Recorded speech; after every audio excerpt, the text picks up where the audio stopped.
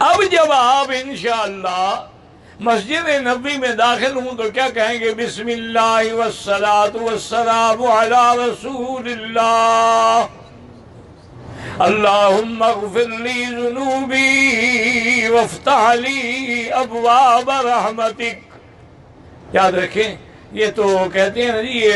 وہابی تو ہر مسجد میں داخل ہوتے بھی صلاۃ والسلام پڑھتے ہیں، نکلتے بھی صلاۃ والسلام پڑھتے ہیں، ہر مسجد میں بسم اللہ والصلاة والسلام علی رسول اللہ، اللہم اغفر لی ذنوبی وافتح لی ابواب رحمتک۔ پھر آپ آہستہ آہستہ چلیں اور کوشش کریں اگر وقت ہو، موقع ہو تو ریاض الجنہ میں، اور اوقات مکروہ بھی نہ ہوں تو پہلے 2 رکعت تحیت المسجد ادا کریں، کیونکہ اللہ کا حق مقدم ہے حضور پاک کے حق پر۔ اور اگر ریاض الجنہ میں جگہ نہ ملے تو پوری مسجد نبوی میں جہاں بھی جگہ ملے 2 رکعت نماز پڑھیں تحیت المسجد کی نیت سے۔ اس کے پڑھنے کے بعد اٹھیں اور درود شریف پڑھتے ہوئے باب السلام کی طرف سے اب جائیں حضور پاک کے مواجہ شریف کے سامنے، لیکن اتنی ادب سے چلیں، حتیٰ کہ جن کو آپ وہابی کہتے ہیں انہوں نے اپنی کتابوں میں لکھا ہے کہ جب چلو تو خاشعاً خاضعاً متواضعاً کأنک تری النبی صلی اللہ علیہ وسلم، بڑے ادب سے چلو، ایسے چلو گویا کہ تم حضور کو دیکھ رہے ہو۔ اور یہ بھی انہوں نے لکھا ہے کہ پاؤں آرام سے رکھیں، پاؤں کے دھپ دھپ کی آواز پیدا نہ ہو، کیونکہ وہ ایک ایسی جگہ ہے کہ جہاں آواز اونچی ہو جائے تو آدمی کے اعمال جو ہے وہ حبط ہو جاتے ہیں۔ درود شریف پڑھتے ہوئے آہستہ آہستہ آہستہ چلیں، جب روضہ مواجہہ شریف میں سامنے آ جائیں جہاں بالکل گول دائرہ بنا ہوا ہے اور اوپر حضور کے نام کی آیت مبارک بھی لکھی ہوئی ہے، یہاں جب آپ کھڑے ہوں گے تو گویا حضور کے آپ بالکل سامنے کھڑے ہیں۔ وہاں سے آپ کو قبر مبارک نظر نہیں آ سکتی کسی بھی شکل میں۔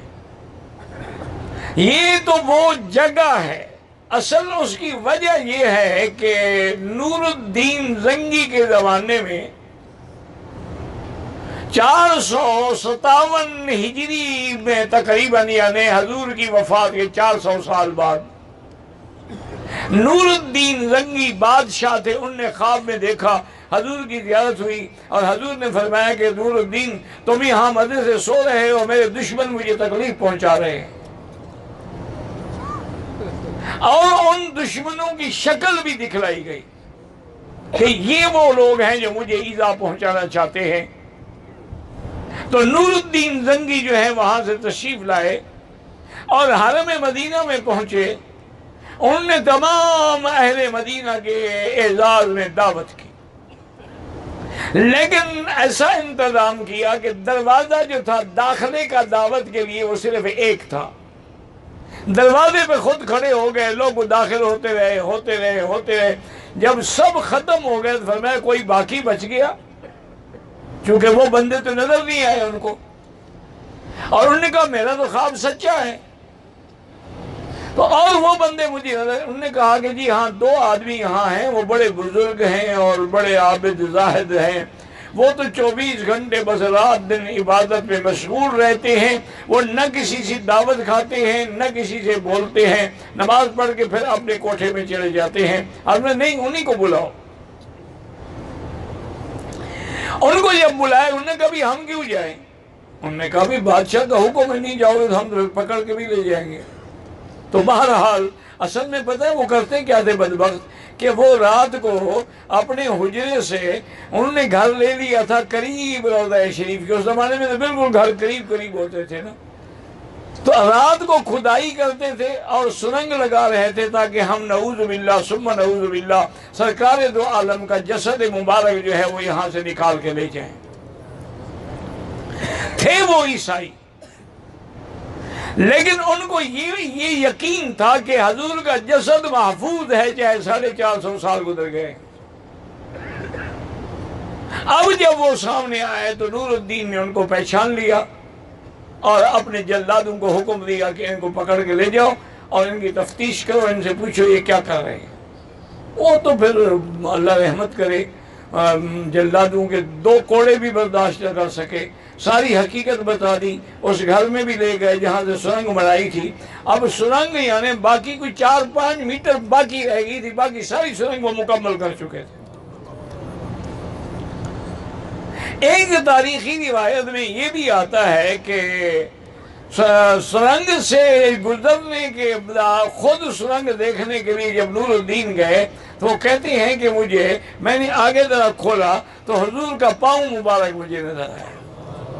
تو بالکل اسی طرح صحیح سالم تھا، تو میں نے آپ کے پاؤں پہ بوسہ بھی دیا اور پھر بند کر دیا تاکہ بلا وجہ شرک کا کوئی دروازہ نہ کھل جائے۔ پھر نور الدین نے حکم دیا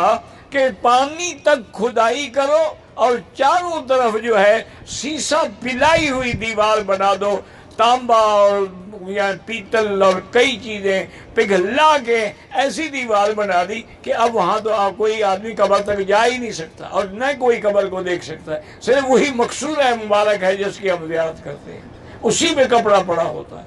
تو بہرحال جب آپ سامنے جائیں، سامنے ادب سے کھڑے ہوں، ہاتھ باندھنے کی ضرورت نہیں ہے، ہاتھ کھلے رکھیں۔ ہاتھ باندھنا اللہ کے دربار کے لیے ہوتا ہے، حضور پاک کے سامنے ہاتھ نہیں باندھنے، اور اتنا دور بھی کھڑے نہ ہوں اور اتنا قریب بھی کھڑے نہ ہوں، اور آواز جو ہے وہ اتنی اونچی بھی نہ ہو اور اتنی آہستہ بھی نہ ہو۔ پھر کہیں گے السلام علیکہ ایہا النبی ورحمۃ اللہ وبرکاتہ، الصلاۃ والسلام علیکہ یا حبیب اللہ، الصلاۃ والسلام علیکہ یا خیر خلق اللہ، الصلاۃ والسلام علیکہ یا خاتم الانبیاء والمرسلین، الصلاۃ والسلام علیکہ یا سید الاولین والآخرین، الصلاۃ والسلام علیکہ یا رحمت للعالمین، السلام علیکہ وعلی خلفائک وعلی اصحابک وازواجک المطہرات رضوان اللہ علیہم اجمعین،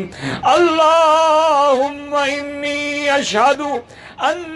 رسولک قد بلغت الرسالہ وأدى الأمانة ونصح الأمة وعبد ربه حتى أتاه اليقين، والسلام عليك ورحمة الله وبركاته۔ اب 2 قدم آگے چلیں اور پھر کھڑے ہو کے سلام پڑھیں، السلام علیک یا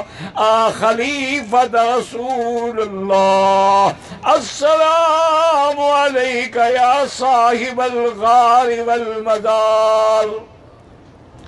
السلام علیک یا ابی بکر الصدیق رضی اللہ عنہ، جزا اللہ عن امت محمد احسن الجزا۔ اس کے بعد آگے جائیں، پھر پڑھیں گے السلام علیک یا امیر المؤمنین عمر بن الخطاب الناطق بالحق والصواب، السلام علیک یا وزیر النبی المصطفى، السلام علیک یا صاحب رسول اللہ،